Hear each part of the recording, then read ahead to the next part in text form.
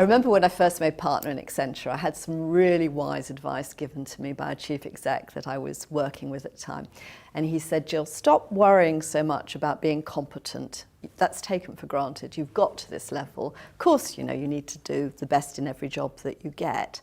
But actually, now, once you get to a certain level in organisations, it's all about the relationships you build, the trust you create, and the influence that you can have.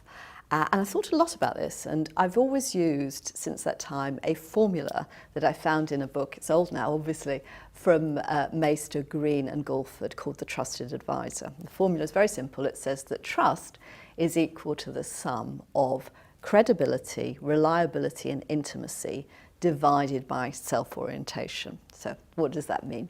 Well, reliability and credibility are fairly straightforward. That's obvious things that people look at.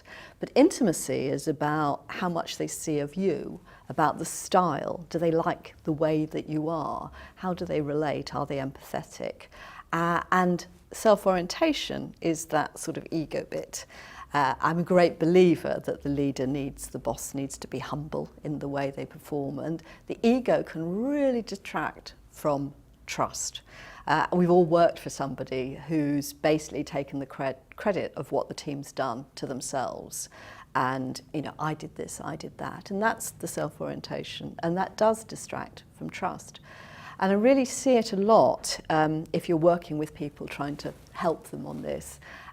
When stress hits, because stress tends to increase an individual's self-orientation. They tend to be much more inward-looking and much more controlled. And human beings pick this up in the body language.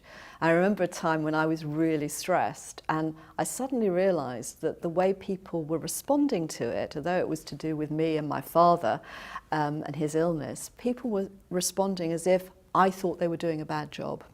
And so there comes a time when you just have to be very honest and open about stress.